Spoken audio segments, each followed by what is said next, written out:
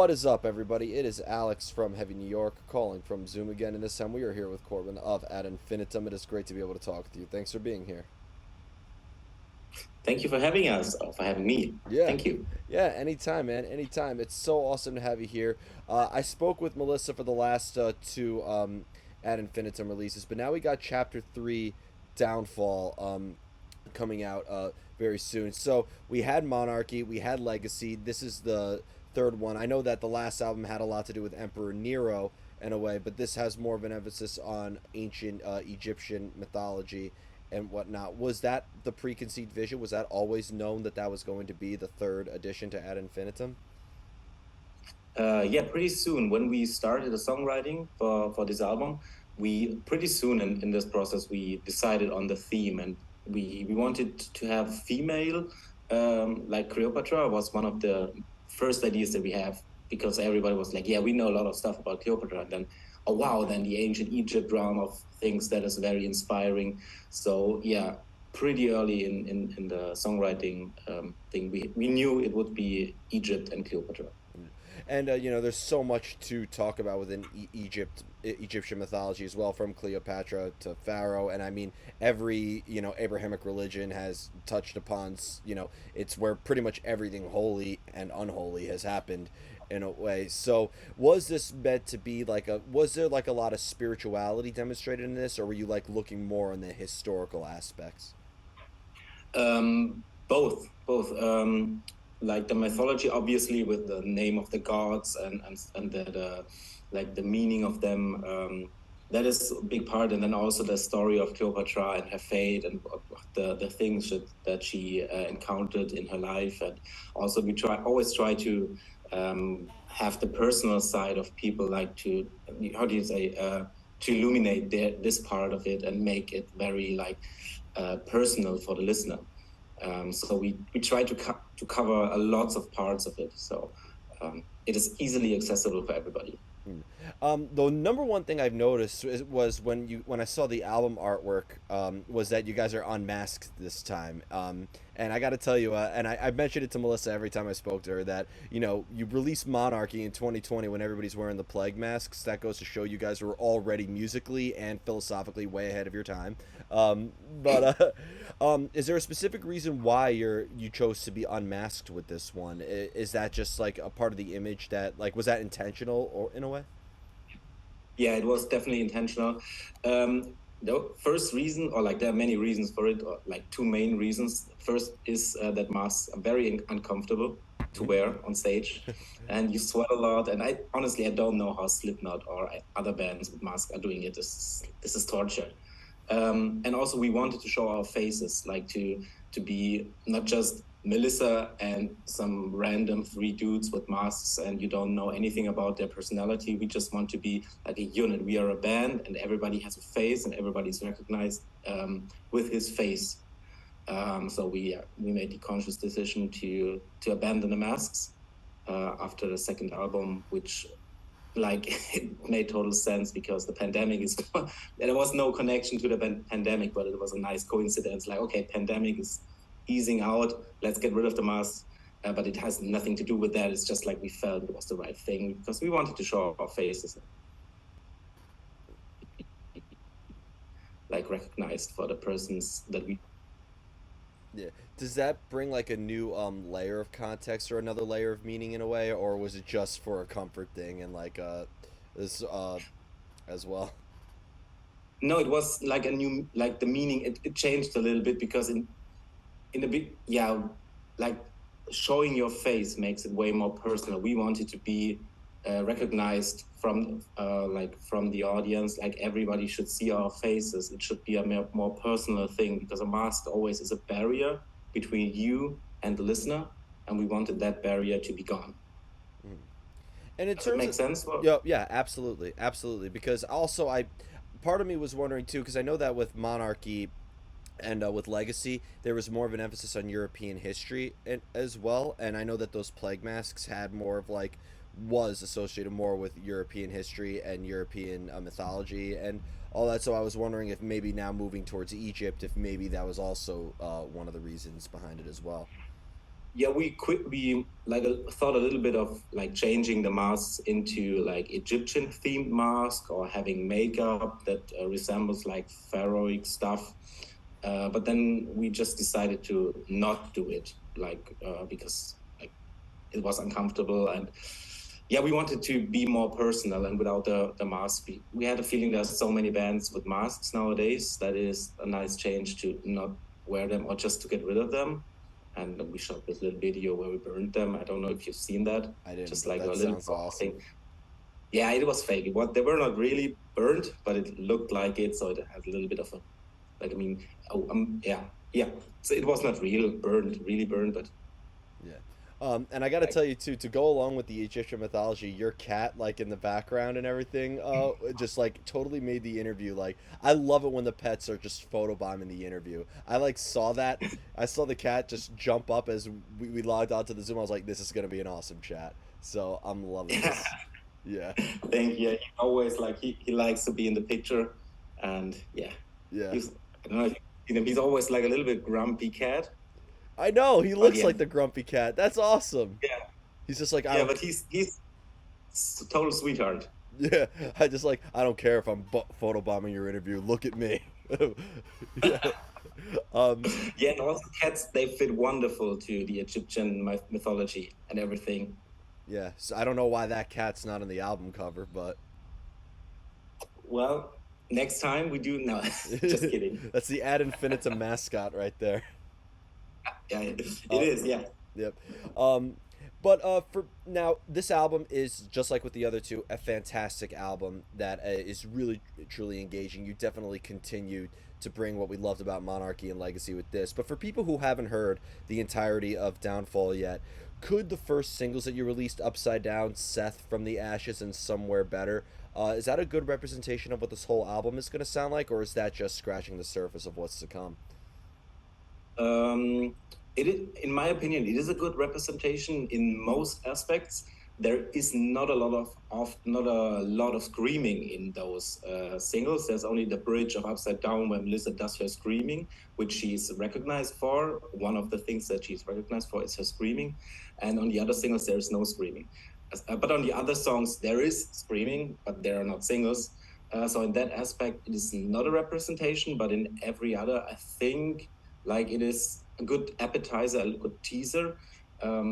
There's a like a beautiful ballad on it, Under the Burning Skies, which is a total different side of we haven't done a song like this. It's more like the traditional like hand waving ballads, you know, if you play it at a concerts and people put up their lights, and this kind of song, and it's one of my favorite actually on the album.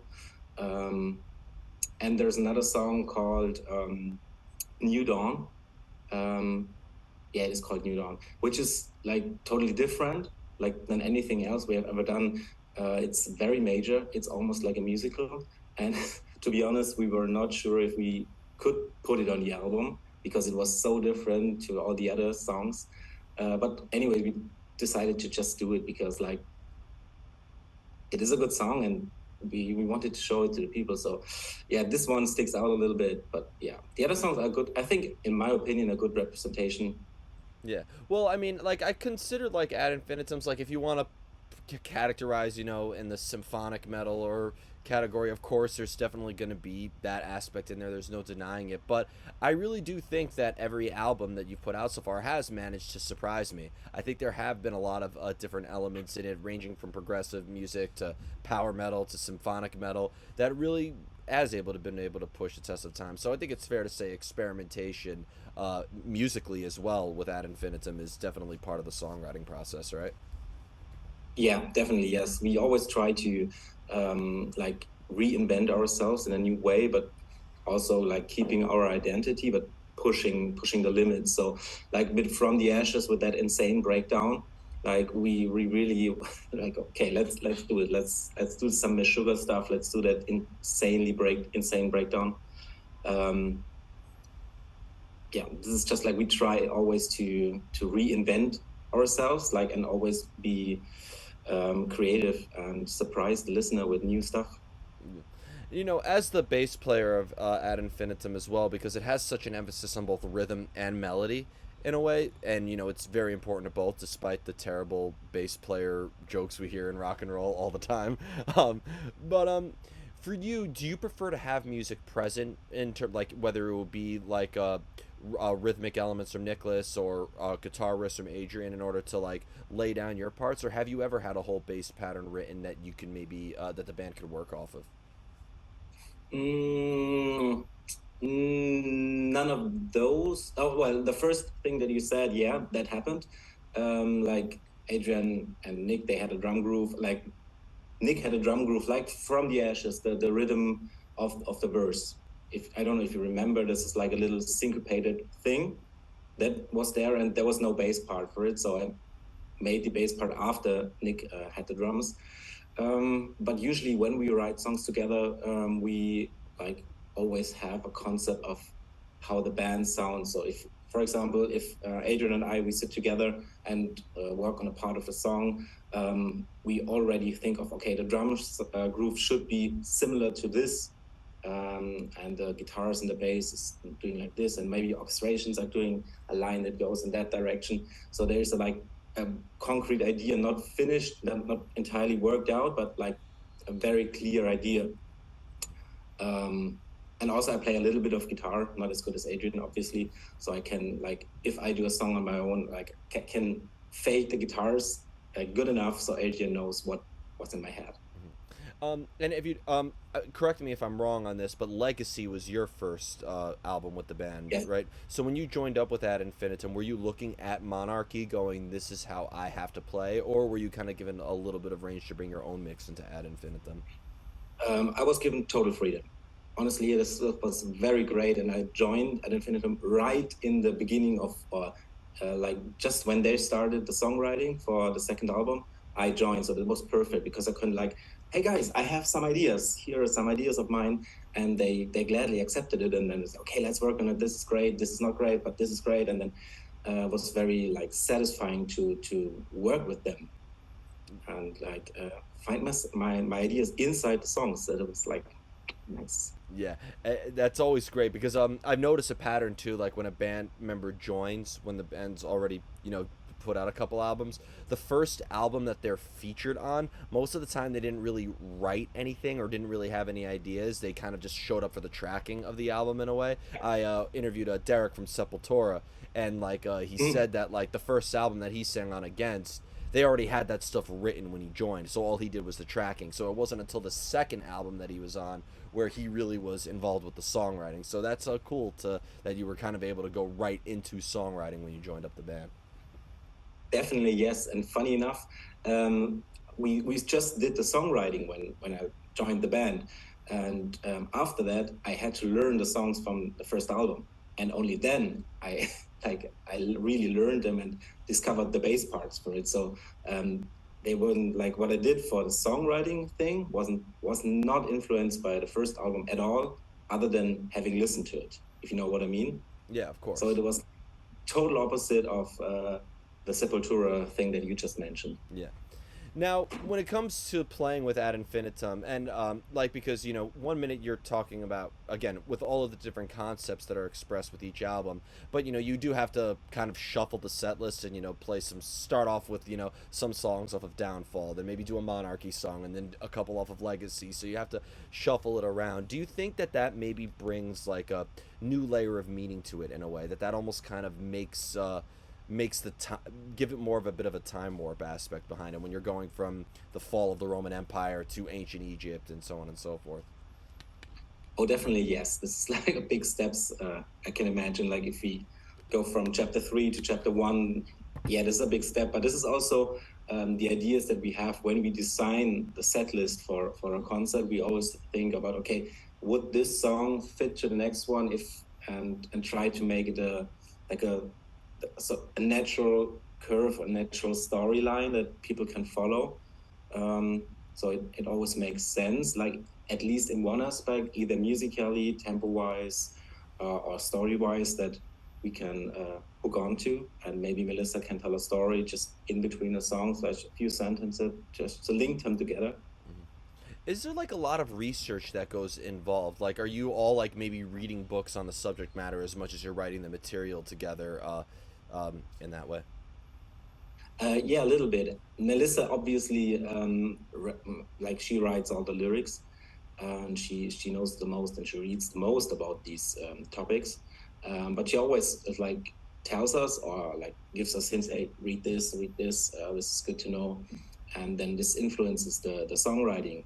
Like when we, well, for this album for chapter three, we rented an Airbnb because we could, because the pandemic was like slowly easing out and we could actually meet and write the songs together. And we met in the Airbnb and then we just like wrote together, and we always like talked about, okay, ancient here, name this god is has this meaning, and like Adrian was like, okay, this Seth is the god. I didn't know about Seth, so Adrian and Melissa, they told us about Seth, and then the song Seth evolved, and Eternal Reigns was called Amen when we started it, which is another Egyptian god. So yeah, we read a little bit about it. Melissa read an awful lot about it, and this influenced then the songwriting deeply.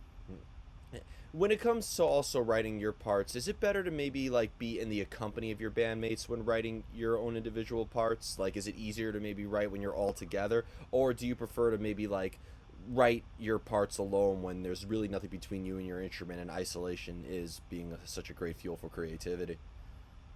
Yeah, both. Like the idea, the songwriting idea, and having like a demo. That is like for me personally, and for the others as well.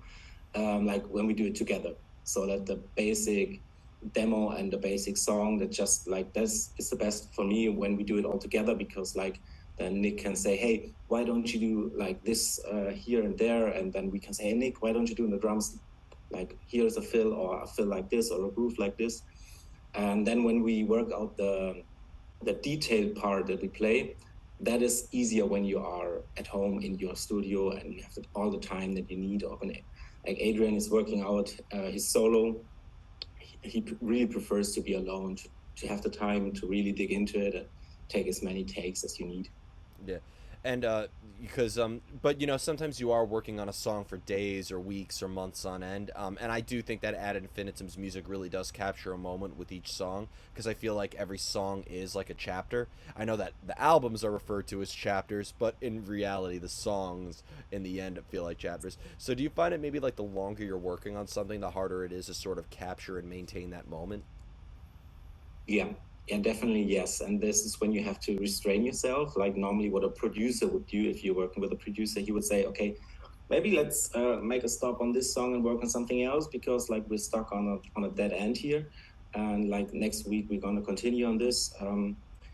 But we don't have a producer like this. We do it ourselves. So we sometimes we have to stop ourselves or make a conscious break just to refuel, to regain, to get new ideas. Um, and on some songs we worked a lot of time, like on New Dawn, for example. We worked a lot because we were not happy with it and not even sure if we should put it on the album. And I think we went, I don't know how many versions, but a lot of them. Yeah. So yeah. Yeah, and you know, when you have to go through the same thing over and over again, does that at all like change the mood of the song too? Yes, yes, and sometimes you get frustrated. It's just like, oh, come on, fuck this. I don't want Yeah, to do it anymore. yeah, um, and yeah, we totally changed some moods of the songs, because we knew, okay, this is a good song, and yeah, it should be a good song, but it's not popping. It's not right yet. So we just keep on trying to tweak the mood, or change the mood completely, change the tempo, change the key, which is sometimes that's the trick. If you just like tune it down like one or two tones, then it just it gives it a new energy. So we try to work on it and have the best version of the song that is possible, and sometimes it takes time and frustration. yeah. Of course. Well, making art has a lot of things, but it's never easy. No. uh, Uh, well, and sometimes it is actually like Upside Down. Sorry for interrupting. no, no, Like no. Upside Down, the first single, that basically was done in within one day. At like in the songwriting camp, we started to write that song in the morning, and by like end of the day, like the basic structure of that song was finished. Like this one went really smooth and easy. Doesn't happen often, but take it when it comes, right? Yeah, definitely. And the final question I wanted to ask you is we kind of touched upon it already, but because of how emotionally melodic that the music is, but you're also addressing, again, you're talking about different characters through mythology and history and whatnot, but again, the music is very emotionally inducing. So, does your personal life or your own personal experiences or your own personal emotions also play a role as a source of inspiration for Ad Infinitum? Yes, but through like the theme that we choose and the characters that we choose, we express certain emotions and state of minds that we are in, and the general like opinions and like how we feel about certain things that we try to express, and try to make a connection with the audience because now he's gone.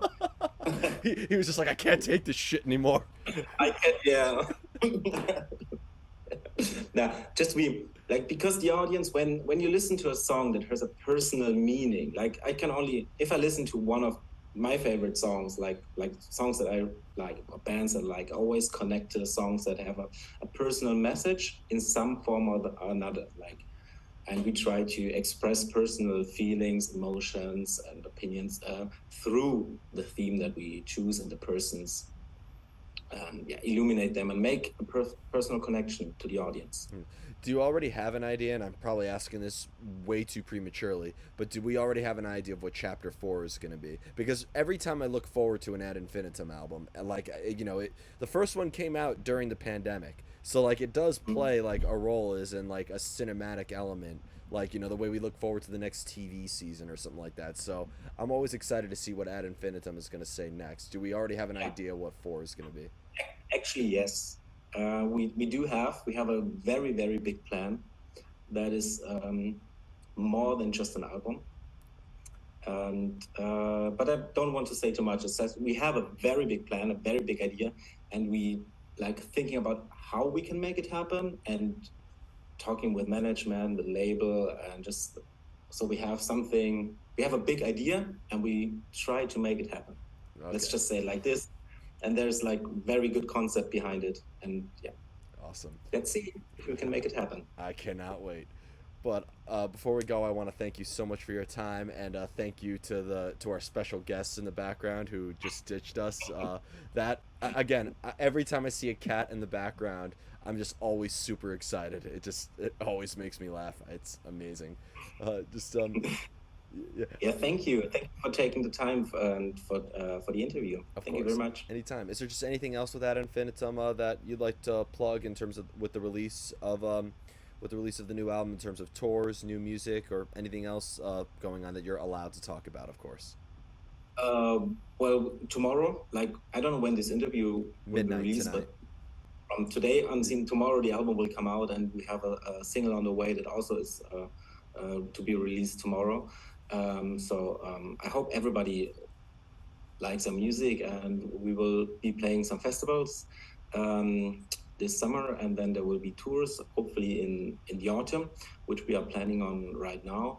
And there are several other plans for the next year.